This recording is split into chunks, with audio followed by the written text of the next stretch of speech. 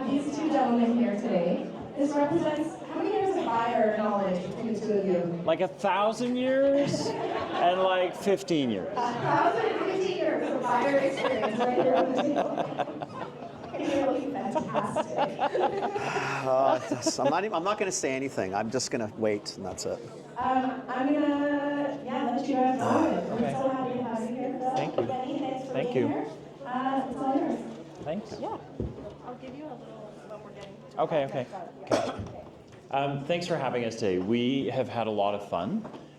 It's been a really fun event for us. The dinner last night was amazing. I had to go home and walk a lot. It was really good. Yeah. Thank you for the dinner. Can you guys hear me without the mic? No. At all? Okay, seriously. You know, by the end of this, you might want that. Yeah. So if you want that, just go. And then Apparently, I'll keep this the mic doesn't work well. So it's one of those mics that I've got two problems. One, the mic doesn't well, and I am half Italian. So I'm going to, it's going to be a problem, right? Because this is going to be like everywhere. Kenny, you keep just holding it up because we're trying to get it dealt with on this. Oh, okay. Does that work better? Yeah, we're just trying to figure it out. Oh, they're working it out. They're working it out. So this, I think this side will hear me, and this side, hopefully I just talk loud, and you'll hear me figure too. it out. If at any moment you guys can't hear, just Stop us. flag us, and then we'll make sure stop us. we adjust. The two of us are here to do retail fundamentals that win over buyers. I'll kind of maybe the easiest way to do this. So a little bit about why we're up here and why we do what we do. We'll make sure these slides get to you. Kenny and I, between us, we make one sort of complete screwed up human being. So my background is I'm a CPG, I'm a consumer packaged goods guy. I spent my life with folks like Johnson & Johnson and Pfizer and Danone, Kimberly-Clark. My world is colliding because Kenvue, which used to be J&J Consumer, has now been bought by a former company that I worked for, Kimberly-Clark. So all of my worlds are combining all at once. It's kind of weird. But along that way, I also did a ton of startup, retail tech startup, and I was also a buyer with Target when they came into Canada, and I did some work for them in the US as well. So I have that in my background. Do you want to tell them about you? Sure. Let's do that. Okay. That's probably, you definitely can hear me Yeah. now. So I'll do sort of what Jared did yesterday, or do it that side. So I'll give you more about why, this is really personal and really something important for me. I was born and raised in Trail. So I grew up in Trail for the first 19 years. Like I said, I was born and raised. My dad, clearly by the last name, was Italian, or is Italian. He immigrated in the late 50s. Settled in Trail. My noni were in Trail. My Zio and Zia were in Trail. That's my aunt and uncle, all my cousins. That Trail was where I was. From the other side, my mom was actually born and raised in Grand Forks. So my great-grandparents were actually the first Doukhobors that would have come over at the turn of the last century. So and they were little kids at the time, clearly, but we've been rooted into this Kootenay boundary area my whole existence. So coming back, for me, is super important. For me, when I come back home, and home to me is, sorry for Roslyn people, as soon as I start down the hill and I see the smokestacks, right? The old smokestacks. If I'm ever lost, Kootenay born, West Trail, East Van. So you can put a stamp on me and just send me somewhere. Someone's going to find me at the end. So, but for me, it's really, really cool to be here because I love the Kootenays, right? I am from the Kootenays. Everybody knows that. I was born in Trail. I tell everybody it's Trail. West Kootenays. I'm not going to get into the Central Kootenay issue. West Kootenays, East Kootenays, but I'm West Kootenays, and then I'm Vancouver, then BC and Canada. Yeah. But I'm a Trail boy. For me, this is highly personal. I've been doing this for 1 trillion years. I started in retail when I was little. I worked at DeVito Shoe Repair in downtown Trail for Buddy for 1 million years. His family still has the shoe repair. I think one in Nelson. Copacini, I think, bought the other one in Rossland. Hall Printing and Stationery, I worked at when I was in high school. So I worked for Dave Charter and for Terry Campo. My mom worked in Hall Stationery with Mrs. Catalano for 1 trillion years. We shopped at Ferrero's our whole existence. I don't know if Danny's here yet, but I grew up with the family there. So I've been doing this for 1 million years. I took a stint with London Drugs after university. I was going to do 2 years, then go back to school, get a teacher's certificate.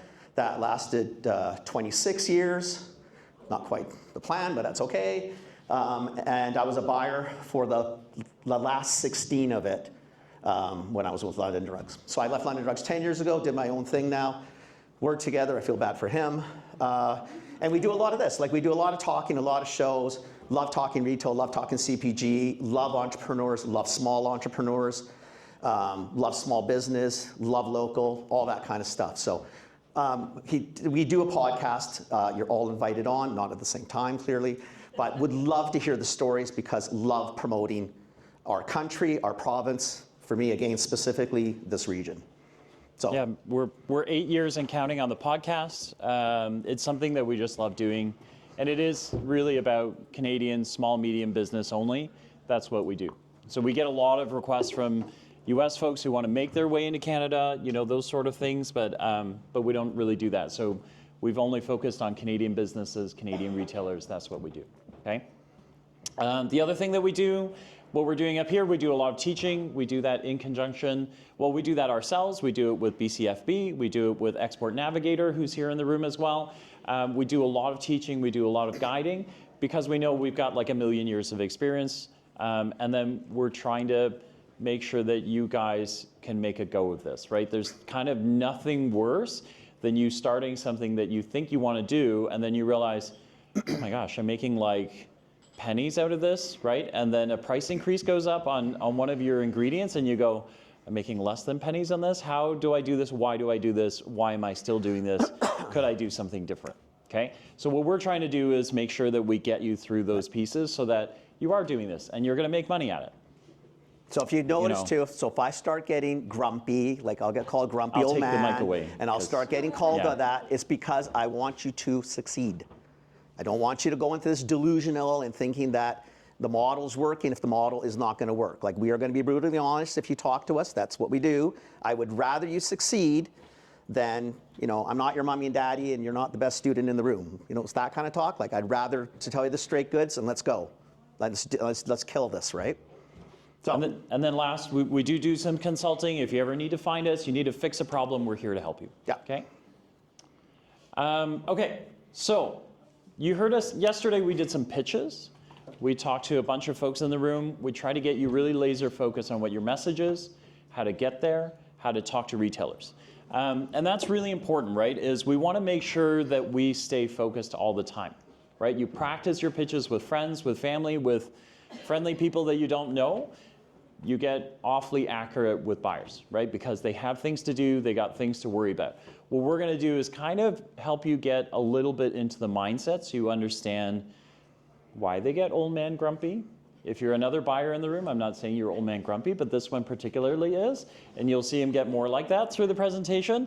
But you do wanna understand what goes through their minds or what they're potentially thinking about, because that helps you figure out how to approach the situation. Okay, so learn to think about this. So retail fundamentals that win over buyers, learn to look at your product from your buyer's point of view. I'll give you it was a funny story because we were in the car and it was amusing because we've both been through that situation. And you know, so we were talking to a brand owner who was pitching to some Ontario stores. And this particular Ontario retailer that they were pitching to had opened 7, 8, 10 stores in the last quarter, right? So lots of new stores happening. And this brand said to us, well, how'd the meeting go? It went good, it was positive. They seemed excited about the product. Well, I don't have any details, I don't have anything. And we said, I think you need to give them a minute. They're opening stores left, right, and center. Yeah, but what are they going to do with my product, right? And we started laughing because the buyer has other things to do. They happen to be doing other. This is like, you know, you got your 6-year-old who wants to go out in the street to play, but you're trying to figure out if you've got a leaky roof, or you got to make dinner, or you need groceries. Do I got to go somewhere? But the kid's like, I need to go outside. Like, can we go outside and play, right? And you're thinking, hang on a minute, let me just figure out what's going on, and then I'll come talk to you, right? I basically stopped them, and I tell them that the same thing I'll tell all of you at the end of the day, is when I was a buyer, just so we're really, really clear, it's all about me, right? That's it. I got 50 people at the door waiting to come in.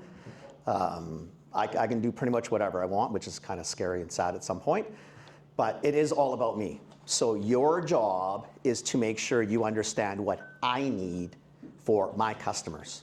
This is not about you, right? And it's a hard thing to get over because you do this for so long, it's all about the product, all about what you're doing, and et cetera. And that's lovely and yay team, but it really and truly, to really get into a buyer's head, like you need to get to a buyer's head. And you really got to get to the point of where you need to understand it is really about them and what you're going to do for them and their stores for their customers. And hopefully you fit within that world. The guy we talked to is seasoned, right? This guy's not new to the industry. Yeah. You know, I was there 2 months ago, I talked to him, I said, you could have been there 3 years ago, who cares? I don't even understand what you're telling me, right? They're not ready for you. They said they were gonna do something. You can pester them all day, or you can just take a breath of air and it'll sort of come when it comes, right? But sometimes that's the boat you're in. You're not driving it, it's someone else driving it. You gotta kind of get used to being sort of that passenger. I don't know if this is ever gonna work. Yeah, it's hard enough for me to hold, like I'm seriously subconsciously trying not to do this, right? So anyway, you're the better talker. Okay. Okay, so as Kenny said, you've got to start thinking about what they worry about. Okay, so you're going to come in, when you prep for meetings, obviously you're thinking about what is my product? What is my pitch? What am I thinking about? What are my price points? What is he going to ask me, right? And what you've got to do is start thinking about what a buyer worries about, because that helps you answer what you should be worried about. And I know for the folks in the back, this might be a little small. You will get these slides for sure. What a buyer worries about. You know, their external customers, so consumers who shop the store, how do they bring them back, right? Because you're going to worry about getting your product on a shelf. And then you're going to worry about selling it off the shelf, right? Because everyone who's sold anything, you realize, oh my God, it's so hard to get it on the shelf. And then you're like, holy crap, it's even harder to get someone to buy it off a shelf, right? It's hard, okay? Retailers, they're doing that all over the store. You got to worry about 4, 5, 6, maybe a dozen items. They're worried about every item in the store, okay? They're worried about which one is selling, which one is not selling, which ones are dusty. Are they dusty? Why are they dusty? Like, you know, are they on the shelf? Are they in the back room? Did I order enough? Did the kid put it in the right place? Did he put it somewhere else? Is it supposed to be on sale? Like, what is happening, right? So, and that's happening all over the store. They're also worried about what the heck is somebody doing down the street, right? You're gonna meet a bunch of retailers in the next hour. They're friendly, but they compete with each other. So they're worried about what the guys, what's Ferrero doing? What's Brian Pilau doing over there? Like who is doing a better job than me, or who is doing something different than me, right? Am I winning? Am I losing? What am I doing, right? And then they gotta make money, right? Nobody's in this. Is anyone in this as a hobby? If you're not making money, you're in it for a hobby, okay? What we're trying to do is flip it from a hobby to making money, right? Because that's what we're trying to do. Clearly. Okay? And then they're also worried about internal customers. I think the first moment that I got to, I'm so excited when Target came to Canada and I was part of that team. And I couldn't believe how many stores were yelling at me from day one. Like my own stores, right? So we'd open stores and they would ask me questions and more questions and more questions. I'm going, guys, we're on the same team. They're like, no. You're over there and you're doing other stuff. I'm in the store, I gotta figure out where to put this on the shelf. Where does it go? Where's my other product? Where are my shelves? And I'm like, stop asking me questions. Like, where are all these questions coming from, right? Like. So when you look at the side of what a buyer worries about, so the first thing I'll tell most people like to come to us for advice, or if they're talking to us and you're trying to sell a product, do not talk to any buyer until you've done some research. Like, for the love of God, please do not do that. Do not go in blind. Those questions can all be answered typically by asking other people within this industry. So if you join groups like BC Food and Bev, if you're talking to locals, if you're doing Export Navigator, like it's a community. Once you're in this mess, like everybody's with you and will help you. Like you'd be surprised your competitors will tell you shit they probably shouldn't, but they will, because it's that sort of community. And I'm dead serious, and that runs all through the country. It's a weird group. Like, we actually do help each other. So before you go see your buyer, walk their store or stores, ask people things. What bugs them? How do I not set them off? Because we are very temperamental and a little loose, right? So we can go off the rails pretty quickly, and you don't want to be on that side. do the research. Make sure you know who you're talking to, what triggers them, what doesn't trigger them, how is my world gonna fit in their world, right? And if you notice, it's always the same talk with me. That's all about the buyer. That is the individual that you're gonna have to get through. And you've got to get through them to get to the ultimate customer. So you really need to know how to deal with this person, right? And trust me, we are an interesting group on the best day. So it's really trying to make sure that you've done the research and the homework to make sure you've done, the look through what I worry about, and then, what should we all be worried about kind of thing. So really, as Phil said, the easiest part of this exercise, and it seems like the most difficult when you're starting, the listing is the easiest part. It's the sell through that's the complicated part. You got to get it off the shelves. On the shelf, you can do it. Off the shelf is really the trick to the game. That's the only part of the game. The rest of it really doesn't matter. It's all about selling through. Do you want to talk about basket building? Again, so like all this stuff is all back to the buyers and to the retailers. If you talk to, like we will have 4 people, like so Dirk's going to be up here, Danny's going to be up here, Brian and Paolo, right? So they all represent different retailers.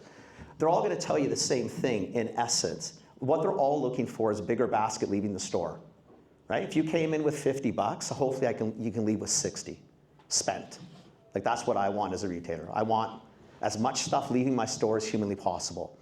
What I want from you is hopefully products that relate to other products, that if I'm buying a pot pie, what else am I buying? Am I buying a bag of veggies to go with it? Am I going to the produce to buy fresh bags? Or do I have a hot sauce that goes on it, from Caramellis or Costin? Like, what do I have in this basket? Because what I don't want a $50 basket, 60, 70, 80, 100. I want as much out of your pocket as humanly possible, right? Because that pays for my world to function. What I also really want, just so we're clear, like Phil said, this is not a charity, man. This is business. Like, this is about profits. Doesn't have to be obscene profits. You don't have to squirrel it away and not give them. You can donate it to whoever you want, but this is a game of money, right? And as a retailer, it's money. I have to pay for these buildings. I pay for the staff. I pay for the distribution. My owners want to make a profit. Like, that's what this game is about. So really understanding how you impact my profitability. Coming in, this is why we got into the 30 points, right? Is 30 my number?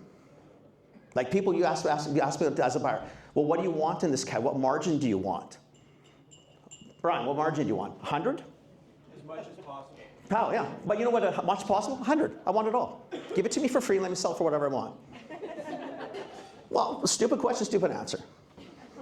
What do I want? I want as much as possible. That's what I want. That's my role in the game. I want to make as much money as possible. So what you need to bring to me is hopefully that story. But you also need to make the money. So you got to make sure you build it into your model and make sure that your model fits with mine. Because there are certain retailers you are not going to want to be in because their model's different, right? They might run on 25 margins, but they want you down and dirty as well so that they can offer the lowest price in the land. Well, if your product doesn't fit that, don't talk to that retailer. That's a problem child. And you will be a problem child for them, and the relationship is going to go nowhere good. 100%. It's going to be short-lived, right? So learning that before you get there is really, really important. Yeah, I think. Don't be the pain in the ass, please, right? Don't be the one who's coming to me and I'm supposed to sit there now and be the educator.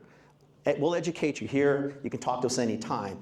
But when I was in the office, I'm not an encyclopedia. I'm not Google, right? I expect you to come and have information, data, a story. Tell me what you've done, where you've done it, why you've done it, how you've done it. That's what I want. I want to know that I'm going to deal with somebody who's not going to be phoning me and asking me, what's terms? What's a listing fee? When you said 10 days, did you really mean 10 or is it 15 or 20 enough? It's that kind of thing. Like, make sure you know what the hell you're doing so that I'm looking at you thinking, you know what, I'll deal with you guys because you are people that are not going to cause me a lot of grief. You're going to make me some money, I'll make you some money, and we're going to have a very happy existence. Don't be the pain in the ass.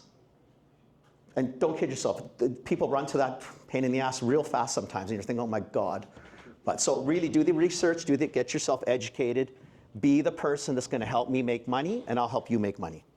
He's gonna get grouchier. I'm not gonna if you get grouchy. Like, I haven't even somebody started. do this, and then we've just started. Wait till you start pitching stuff. So a couple of things too. As we keep going, this is your session. We're here to show you some things. If you guys have questions, throw them at us. Okay, we'll do our best If to we stay don't on get track. through this and then- presentation, yeah. we really couldn't care less per se. Sorry, guys. This is not for me. This is not for him. This is for you. You guys Yeah. are here. You want to learn? Ask. Sorry, I do have a question. Go. Yeah. Basket building. How do we know how do we get that data? How do we know how our product builds basket? Okay, so the question is basket building, how do you know? Okay, when you're J&J and you have $1 billion to spend in research, I can pull it out of my ass any day, all the time. When you're you guys and you don't have, you go to the store. And you know how you knew that? Well, as soon as you walk in the store, what you need to be doing is paying attention to all the things that are happening in the store. So, you know, you walk in the store and you see it, you know right away. Look, there's a display there, there's a thing on the end there, and then you start looking. I can tell you, as a retail person, if you haven't been thrown out of a store, you're not doing the job right. Okay? Like when we used to, like in all the big companies, whenever we got a new marketing person, we made sure they got thrown out of at least 3 stores. Why? Because that's how you learn things, right? Because I'm walking by and I'm going, Looking in people's baskets. tuna, Always. tuna, tuna, tuna, tuna, right? And then it goes, what are you looking at? Oh, sorry. I'll move along now. But the more you do that, the more you understand, right? Because that helps you go to the store and go, hey guys, I noticed you're selling, and then you know what a retailer's selling? Everybody sells everything with tuna. So don't bother me about tuna. You know what I mean? But that's what you need to learn. You need to learn those things because that tells you, here's what sells in this store. Here's what people do put in this basket. Now what can I go beside? And then when you go and talk to the stores, they'll laugh at you because sometimes they're like, yeah, I know, I got it. Everybody buys Coke and your stuff's in with Coke, but I don't really care, right? Like, because they're gonna buy the Coke no matter what, right? But your trick is what combos work for me, right? Like sometimes during Thanksgiving, those sort of things, it's obvious, right? Sometimes not so obvious. I'd ask too. Like if I get like, if I was sorry, I'm sorry, I can't help it. If I was yeah? going in, Okay, because thank you. I've known Danny, he's in here somewhere. I've known Ferrero's for like since I was little, right? If I was going into Ferrero's, I go into Ferrero's now because I have to see Danny. I have to give him a hug because my mom wants me to give Danny a hug, right? That's why I go in. If I was going in to sell something to Danny, I'm walking the store first. I'm going to do all my research. I'll probably stop and ask a few people. I know Heather does a lot of the social media. If I catch her, I might say, hey, listen, I noticed you did something last week on ABC product. Like, what do you see in the baskets? What that goes out with that? Like, what's sort of the play with it? How does it work? If I catch Danny, I'll ask him the same. I also have data maybe from other places. Maybe Dirk likes me. Maybe Dirk doesn't. I don't know. But I might say to Dirk, listen, can you help me? Like, can you tell me what's in my basket? Like, if I'm Sarah and I've got Stoke the Fire, like, what's in the Stoke the Fire basket? Now, he may or may not share because he's busy too. But a lot of times to me, if you're talking to Brian or Paula, those are legit questions. And if I'm a buyer or even in the store, I can't dedicate 50 hours to you. But I appreciate the fact that you actually give a shit to ask the question. It shows me that you're going to be that person who wants to sell product. And what are you really trying to do? Build my basket. So these guys walk out feeling that, wow, that customer did have 50, drops 60 or 70 or 80 or $100. That's what they want, right? Happy customers spending money, buying cool stuff. And if your stuff's in those baskets, that's wicked. But asking and watching. I watch so many people, I'm terrible, but nobody wants to go, like my family does not like shopping with me. Like I'll stand in front of a set, and if someone's buying hot sauce, why'd you buy that? And they'll look at me and think, I'm not a freak. Well, maybe a little bit, but it's kind of a freaky question, but you know why I'm asking? Like, what was it? Like, was it the color of the label? Like, was it the price? Was it a sign? Like, why'd you pick that? Why that flavor? What else are you buying? Like, I know it's tough because people, I'm usually fairly friendly. I'm not as grumpy as he makes it sound. People will tell me things because I'm curious. I just like to know. And then I'll tell them what I do and why I do, and you go through, but you'd be amazed at what people tell you. Oh, I do this in this recipe and this, and I buy it here and I buy it at this time. Like you can glean so much. Farmers markets, same thing. Like ask a trillion questions. Why did you stop at my booth? Well, I saw a meat pie. Well, there's 3 other guys here. Why mine? Well, I saw the color. I saw your face. Whatever it is. But ask the questions. Like, you really got to drill down, man. This is going to be your livelihood. This is how you're going to feed families. Like, ask the questions. I think I saw a hand. You good? You sure? Yeah, you answered it. Oh, all right, good for me. Hey, I was ahead of somebody. You keep it. Oh, I guess I got one too. no, it's not working. I don't. That's okay. Here, I'll keep going because I'm Keep already going. talking anyway. Yeah. Because this would drive me crazy because people would come into my office, like they finally get through, and it would be one of those things where, again, you were making it all about you and how important your product is and why you're so great, and your mom loves you and loves your product and all those wonderful things. And I'd be thinking, that's great, but I've got 16 other meetings, just so we're very clear, and I got about 45 people that are selling very similar or same product as you.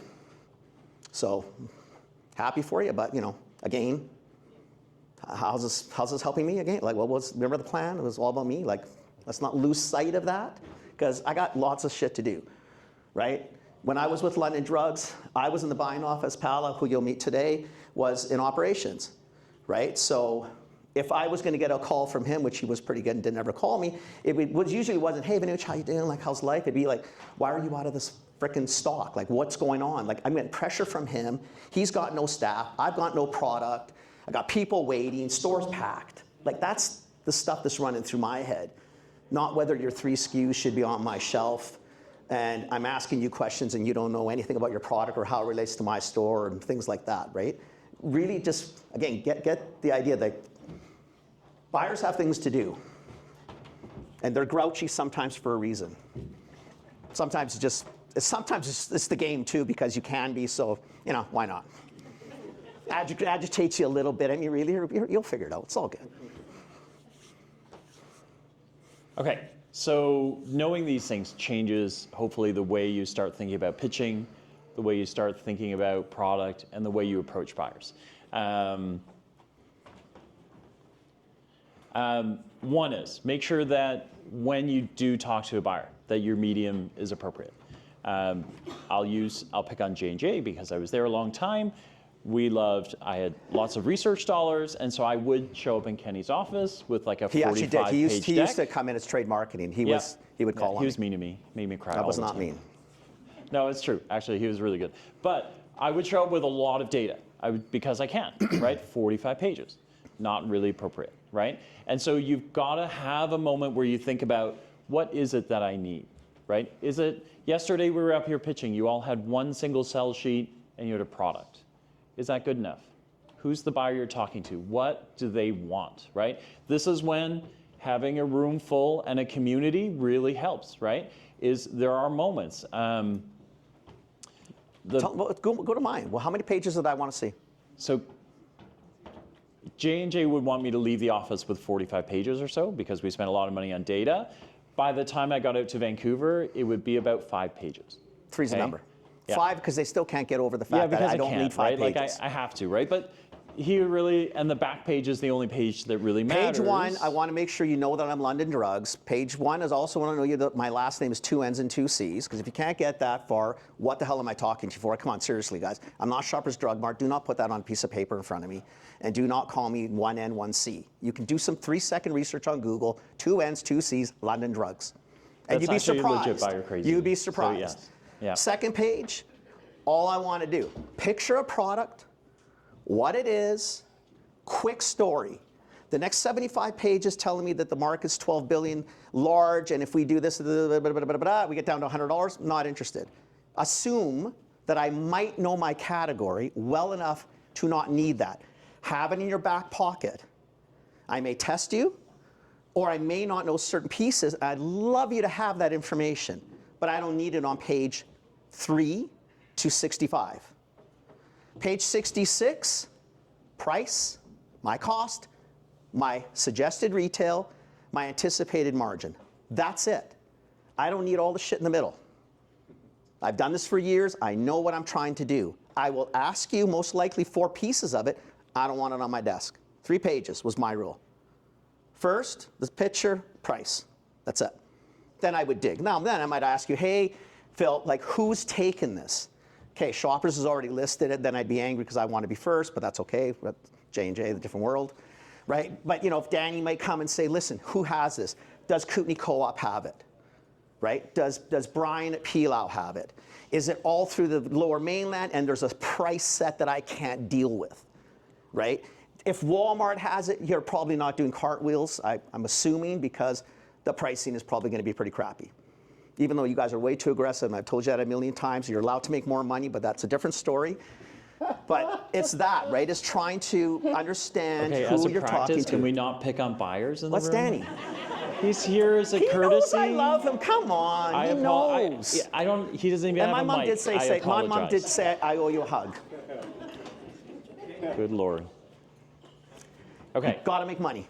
So make sure that you keep it tight, and then use Very the tight. community to understand Very tight. what triggers those buyers, what do they like, what don't they like. You're in a room full, doesn't matter that you compete with each other, that helps your stories. Yeah. Okay? So just make sure that you're thinking about those things. You saw us do it up here, right? When the pitch was a little confusing, you saw all of us go, what am I supposed to do with this, right?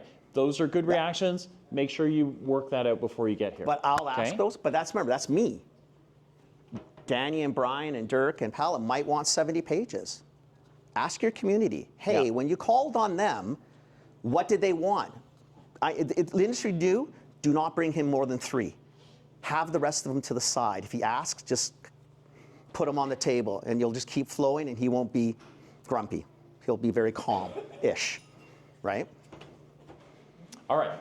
The other things that you need to do, make sure that like the view that you have, if you haven't gotten that yet, isn't the view that your buyer has. Okay, and make sure you remember that at all times. Think about that. Keep it articulate, keep it short and sweet. That's what Kenny, you just heard. Keep it straight to the point. So if you're asking for something, ask for it. Okay? It's something, I say that, I'm not good at it. Okay? But ask for it. If you want something, I'd like to get a listing. How do I get that on your shelf? Right? Where could I think this should go here? Right? All of those things, you should ask for it. Right? Because otherwise it's like, hey, cool, you have a cool product, thanks.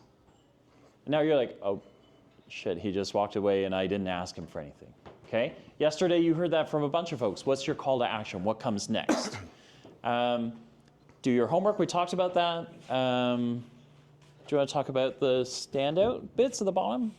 We covered a bunch of these, but it's good to reinforce, I think. I think it's sort of the reinforcement. You know, you tell the buyer how the product makes their store better, how to make their customers happier, how to make the money. It's always going to come back to that. This is not rocket science, right? We don't have any revolutionary message up here per se. It's pretty basic. This is what the whole game's about, is trying to make sure that if they take the time to list and they put it in your stores, your obligation is to get it off shelves and it's someone's basket. That's really what this whole game's about. And you know, and again, we'll go back to it. Is we tell small brands this all the time, you know. And I'm from Trail, so like, you know, shit does kind of fit the vernacular. It plays, but nobody's going to give a shit about your product as much as you do, right? So, and you got to get that in your head now, because again, the buyer's got a trillion people behind. Everybody's wanting in. Like there's other people. You need to make it all about sort of them. How do you make this product dance in their store and have people come in and want to buy this product in their store, right? And that's typically at the highest level, that's all a buyer's really trying to do, is just make customers happy, and hopefully you're the ones that are going to help me make my customers happy. That's really all I want out of you. Pretty basic, great partner. I don't know what to say, right? You know, for you guys, we get this a lot, is that if you're going to go call, I pick on Ferrero's a lot because I know them, right? If you're going to go pitch meat at Ferrero's, don't talk to Danny. You can talk to Danny because Danny's a lovely person, but Danny's not going to do the listing. You got to go see James. If you're going to do general floor, like the center store, don't talk to James because James is meat and butchery. You talk to David, and that's who you talk to. If you want to talk to Danny because he's a lovely man and he'll talk to you, you can ask some questions because he might have some insights he doesn't mind sharing, so that when you do see David and James, or James, it depends what you're pitching, you might have a little inside track, a little knowledge, a little information that you can use to hopefully make your meeting that much more pleasant, right? But don't pitch to produce if you need to be in meat. And don't kid yourself, this happens all the time. People will find the easiest way or not understand that your first placement is typically where you're going to end up. So questions we asked, I think, a few people yesterday is, where do you want to be?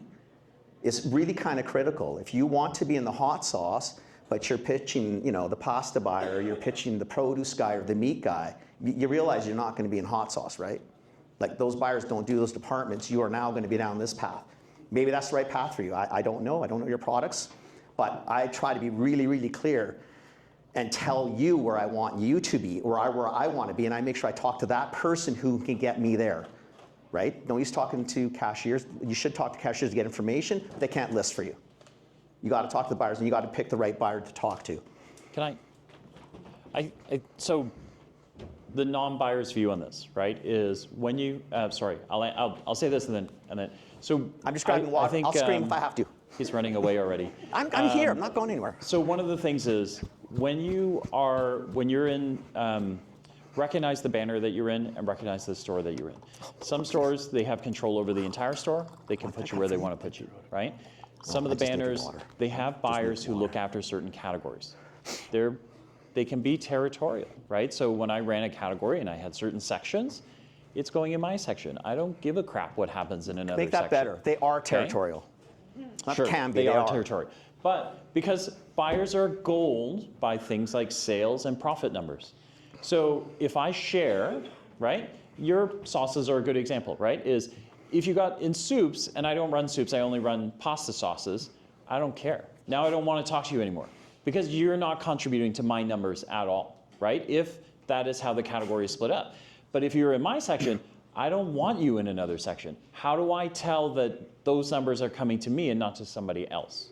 Okay, those things are important. We actually had a guy who makes a fresh barbecue sauce, no preservatives, has to go in the salad, the refrigerated section because he has no preservatives. He didn't know that. So the first time he got listed with the hot sauce people, had all this stuff put in the because he thought hot sauce was stable hot sauce section, and it all went bad. So he had to take it all back, right? Yeah. Why is that? He just didn't know, right? So he talked to somebody, went, I'm so excited. I talked to a retailer, I got it listed, and you're like, okay, where's it going? It's in the shelf stable. Whoa, hang on a second. Well, how do I get it by the lettuce? No, you got to talk to the lettuce people. I don't care. Like, this is my set over there. I don't have any say over what happens near lettuce and broccoli and everybody else, right? So those are moments that as you do your research and you learn who your retailer is, you start to learn, who do I have to talk to, right? You're going to meet buyers. You're going to meet these guys. They're going to come up here in a bit. But you're also going to meet buyers later. It's a critical question. Ask, what sections do you run? Are you relevant? Maybe you don't ask, are you relevant to me? But you ask, you think, are you relevant to me? Or can you introduce me to the person that I need to talk to? But you determine where you go, right? Like, we've done a number of things through Expert Navigator. We've done lots of stuff through BC Food and Bev. And there are times where people will come to us and say, well, I got the listing, I'm in Fortino's, which is a Loblaws banner in the East. Or I'm in, XYZ. I got a listing with Brian. And you're thinking, okay, that's great. Where are you? Well, I just told you, I'm in Fortino's, I'm in Brian. Great, but where are you? Like, where in the store? Like, who did you talk to? Are you in the right set? Like, we've had people that talked to the produce buyer, ended up in produce. They don't belong in produce. And now they're kind of stuck, right? Because in large corporations, the larger you get, the more territorial we get. Why didn't you talk to me first? Like, now you want me to help you out? Like, what do I get out of this? Like, what? That was your fault. I mean, clearly you don't research. Clearly you don't know who you're talking to. So already flags are going up on my side thinking, yeah, I'll help this one out because now what? I'm going to be stuck with a whole set of problems. They couldn't even manage to figure out who the buyer was. Right? I mean, how complicated is that? You ask somebody. Mandy had a question. Do you want to there you sorry. Go there, Mike? You mentioned She's loud. suggested retail price, and that made me think about kind of a universal issue. So from buyers, I'd love to hear your perspective. I hear this a lot. This is my suggested retail price, and now 2 blocks down, it's $5 more than it is 2 blocks this way. So when you do make the suggested retail price as a buyer, You can. I mean, as a buyer, I don't. As a buyer, you got no control over what I do, Yeah, right? Because you can't dictate price because that's price fixing. yeah. So you can give me your manufacturer suggested. Typically, what I would do And this is another tidbit you really need to know. We live in a world of Google. I mean, I left London 10 years ago, but we still had Google. I could go to, well.ca, I could go to Superstore, I could see what prices were. So if I went onto your page, which was originally where I started, and you were $12 on your page, and you're telling me it's $15, and I'm thinking, I'm relatively bright, that 15 is more than 12, why am I gonna be more than you? You're the one that makes the product, like how am I can't even compete with you, right? So if you're gonna tell me what you're suggested is at least, like for the love of God, like make it the same price as your online world or what you're selling in shows, because then at least I know. I would rather you tell me, like if I was Dirk or if I was Danny, and because they're not competing in the same town, but there's friendly competition, I'd probably ask if you came to me, or if I went to Dirk, I would expect Dirk to say, where's the product listed? I've got it at Ferrero's, I've got it at Brian's, I've got it here. What's their retail? Because he wants to know too, like he doesn't want Danny being at $9.99, he's gonna be $26.99. Then he looks like a fool, there's no, or he might just look and say, well, I'm not gonna work on Danny's 10 points, I want 40. Danny's not here, I can pick on him now. But you know what I mean? So like, it's really, the manufacturer suggested retail price is just, I don't know, It's a guide. it's a guide, I guess, it's suggested. Yeah. Again, the problem why I don't like it a lot is you're gonna put yourself into a margin pocket that you better know what my margin's expectation. So if you come to me at a $10 cost and you tell me it's a $15 retail and I have to run on 33, well, maybe I want 50. Now you're not that exciting to me because you just told me it was 15, I want 20. Who else have you listed it with? A, B, C, D, D, D, D, D. Well, they're probably all 15. Well, clearly, there's no marriage gonna be happening now here. There's no fit, I'm not. There's another question there. I have like an opposite question. What about when your suggested retail is one thing and you're selling it at markets and things at one price and then the retailer is selling it for way less? And You have no control over retail price. But then I'm like, should I be charging them more so that I'm getting that money in my pocket? And they, It's very, very dangerous to have multiple levels of invoice pricing. no, Just, I don't want to do that, but no, but that's the point though. Like, I have brands of my own. So like I do this, I don't just talk about this, I do this. And I have failed because my emotions got in the way of the math.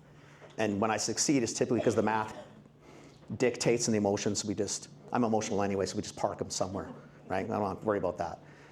I try to make sure that everything's set. Like I have one wholesale for everybody. I will sell to Dirk, to Brian, to Danny, to Palace Group, which is Georgia, Maine, same cost. Everybody pays the same. How I treat them after, so if Danny came to me and said, listen, I don't need that, I would rather do this. I can't tell him what retail he's gonna do whatever retail he want. If I know he's gonna go too low, maybe I just don't talk to Danny.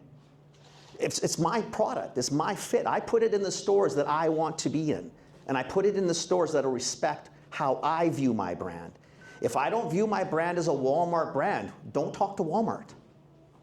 If I view my brand as a cool, higher end brand, I would talk to the four guys here. That's why they're here, that's why we brought them here. Because to me, they fit, for most of us, the right type of retail. The guys who aren't here, Whole Foods fits that world. I would say Nature's Fair fits their world. I would say Country Grocer is very similar to these guys. They're not all the same, but they all play in that sort of cool space of trying to do something really neat for customers, right? And they typically, some are more aggressive at times than each other, but that's fine. I know who I'm talking to, right? Does that sort of answer what you're getting at? Because the dangerous part is, well, he's gonna go too low, so I'll raise the cost to him. no, I don't want to do that. I'm just like, am I losing margin by having my price at what I have it at? Like, should it be higher? Well, I have in order to get that? That's can a I? whole different thing. It's a whole different thing, and that's why you always start there. Start high, work backwards. Easier to go down than up. The other side to that, I would say, is if your pricing and your retailer's pricing is off, right? Remember we talked to you yesterday about research? There might be a reason, okay? So let's say you're in Dirk's store and Dirk is selling it for $2, $3 less than you, okay? There is a moment where you kind of go, okay, hang on a second, so why is he doing that, right? If you go back to the other slides, he's got a lot of vendors, he's got a lot of product. Retailers watch pricing, but they don't catch everything. Yeah. There might be a moment where you go, Dirk, your guys are selling this for $2-3 lower. When I'm in farmer's market, I can sell this for $3 more and it moves just fine, right? I don't think any grocer, no grocer I've ever been to says, no, I don't give a crap about that. I'm not going to take the profit. I'm just going to move it out at that lower price, right?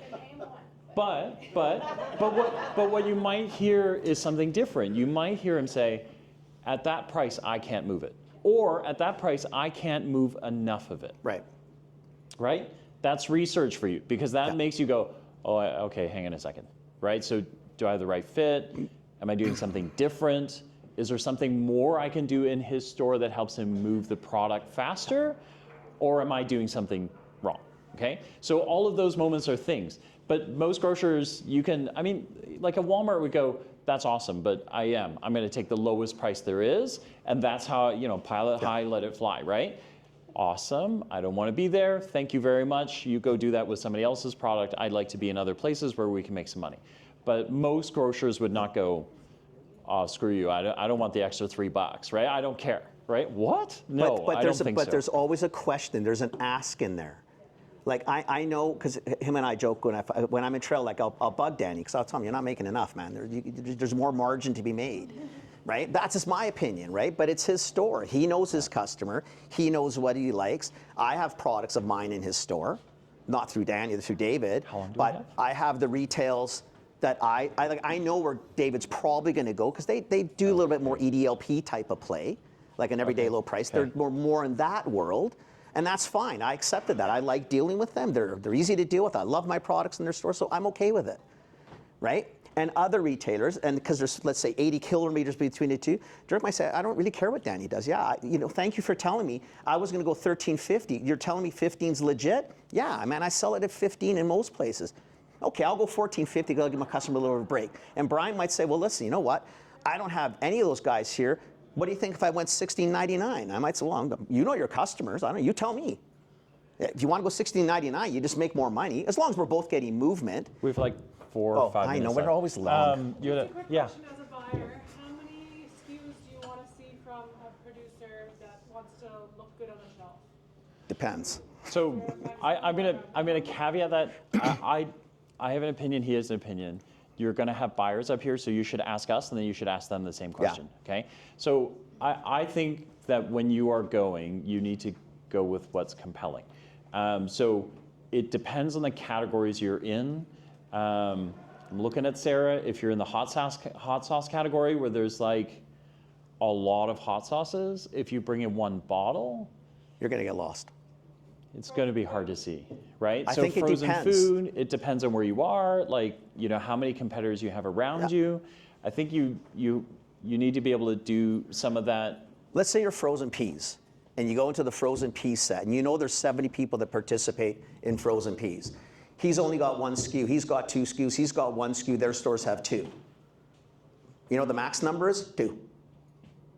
Right, because you're not going to get the space. Like, they're already telling you that they probably have enough. If you go to the hot sauce cess and there's 12 vendors and each just has 3 facings each, maybe some have 6, you're new, well, maybe 3's the number. Like, that one, there's no answer. It's a depends. It really depends on, again, do you know your retailer? Do you know their set? Have you done the research to see what others in the set are doing? If everybody has 6 SKUs in that set, maybe 6 is the number. Clearly, the retailer's kind of telling us that, yeah, it looks like 6. I don't know. Yeah, it might, 3's, like, to me, with 3, it's just stupid. If you want us like the bullshit generic answer, 3 or 4. Kind of gives you a little representation, not too much. The risk is minimal on my side. And these guys can answer the questions for themselves, because these are the people you want to be in anyway. But they'll tell you that in certain categories, 3 to 4 is good. Other categories, 1. Right? It's really... It's hard, because it's sort of dependent on that. Wait, give me, because we don't. I'm not So saying- we've got a section here on margin. We're not going to cover that because we're going to run out of time. We do have a section in here. You're going to get this in the slides. We go pretty in detail because we talk about all of the different costs. Okay, so we're around all day. If you want to come find us, we're happy to talk to you about it. There is a lot in here. Like, the reason that you hear us kind of go, can you get higher in retail? Can you make more margin, right? Is because when you go from local markets and you go to grocers and then you go to bigger grocers and then bigger grocers, the bottom of what we call the iceberg, there are a lot of fees. Okay, there are lots of marketing. There's a lot of cost. If you've talked to anyone who's in a national retailer of any kind, you've heard of the evil word of a listing fee. Good God, right? Like there is fee upon fee upon. It's expensive. Okay, so there's no way around that. It's expensive. So that's why you'll hear us talk about this all the time. Is you need to make sure that you're making the money. Do not go lean now. You need to figure out your costing and do it right before you go anywhere big whatsoever, or they can put you out of business. Okay? In a nutshell, all these slides will tell you is you really need to be, your retail probably needs to be 3 to 4 times your COGS, ideally 4. And that's to get you to the last guy. You don't maybe need that margin with these guys, but if you set it too low with these guys, you can't get to the next guys. Right? Because they run independent. They can play different games. They may own the building, their family. It's a whole different world. You get into the shareholder world of Loblaws, it's different. Your program spend, you're going to have to give them 30 to 40 points of margin and then another 20 to 30 in back end. Right? If you're 2 times COGS, don't take the listing. You're negative before you start.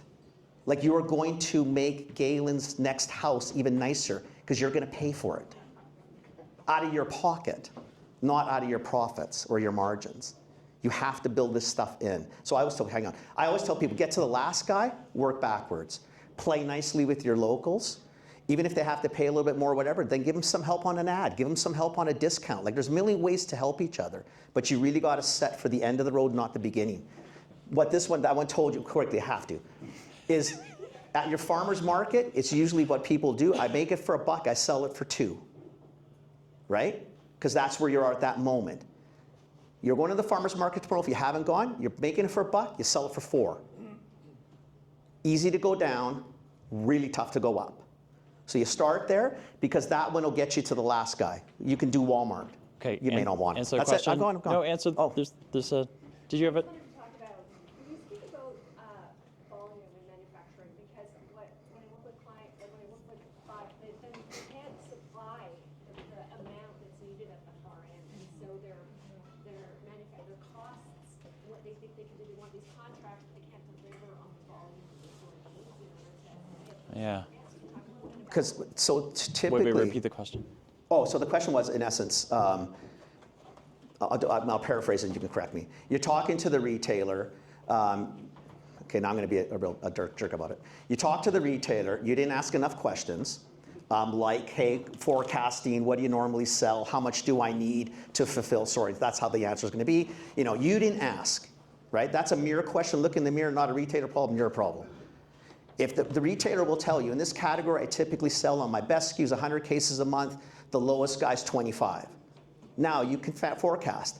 If in the head is, holy shit, I can't even do 20 cases a week, perhaps wrong retailer, because you're gonna short. And you'll hear probably from those guys, the number one enemy, I can't sell air. Empty shelves are the demise of brands. And if you want to piss a retailer off, have a hole on the shelf, right? You want to really piss me off and really fast. And if you want to know how long a listing fee lasts, short me. And I'll give you an answer real quick of how long a listing fee lasts, right? So the answer is, ask the questions. If you didn't know that as the vendor, then you didn't ask the questions. That is not a retailer problem, that's your problem. You gotta ask the questions. How much do you think, Danny, Dirk, Brian, Pala, what are your stores gonna sell? If you're talking to all 4, add them together. If the answer is, oh my God, okay, I gotta rethink this. Right, so I don't know if that helped, but the answer is always look in the mirror. It's typically us. Sorry, I'm just at the segue and then We talked too long, I know, sorry. I think the last thing is, so on that one on questions, is when you get to, you're going to be around buyers, you might get some really encouraging results. Someone might say, that sounds great, okay? Does that sound like, if a buyer said to you, that sounds amazing, you sound like you have a great product, are you listed or not listed? Who knows? Really, You know who what? knows? I'll send you paperwork Who next knows? month. I'm going to be doing Yeah. the planogram Right. in 2 months. Listed, not listed. How many stores are you in? You didn't ask, right? You don't know. You got none. But even if I said I'm doing the planogram in 2 months, all stores, some stores, half the stores, only the large stores, only the shitty stores, which stores? Make sure you ask lots and lots and lots of what we cannot tell you the number of brands, and not just little, but big brands that have gone into national banners like a Loblaws, where it's a really costly mistake, and they go, "I got listed," and you're like, "That's awesome. How many stores? Which ones? Oh, I don't know. When will you find out? Oh, I'm not sure. Well, do you have the buyer's number? Yeah, but he's not calling me back. Would you have the assistant's number? He has an assistant. Okay, so make sure you're asking those questions, right? Because these guys, they run stores. They're good at operations. They understand how to move boxes. They understand where things go. They know the process. So if you are having a good conversation, you've got to shift your mindset and go, they run a store, they know how to do this.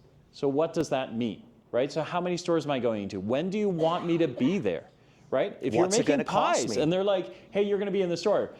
Is that next week? Because otherwise I'm having a shitty weekend. I'm going to be making pies all weekend. Or do you want me there next month? And how many do you want from me? All of those things are things you should be asking because they're operators. They understand this world, okay? And so you don't ask it, they're not going to tell you because they're already doing the math in their head. But then you're going to be like, well, wait, I just got this purchase order for like 1,000 units for next week. Not going to happen. I can't even make them in that time frame. I can't afford the material to make it in that time, right? So this last slide is about how, all the questions that you need to ask. We'll make sure you get this presentation, but there's a ton of things. So even when you get a yes, don't let it go. Make sure that you actually got a yes and that you have all the details so when you go home, you know what that yes means, okay? Okay, that's, So we're sorry, around all day today. Thank you. Till probably about noon tomorrow, because I okay. do want to get back to the coast. And I don't want to do Hope Princeton like dark. Since, heaven forbid we should have cell service in this province up high, and I go off the road, my mom's freaking out because I can't phone her and all that. So we try to do daylight hours, but we're here. If you want us, grab us. The other thing I want to say is that, yes, thank you. Thank you. Thank you. And there is more time to talk to these guys, and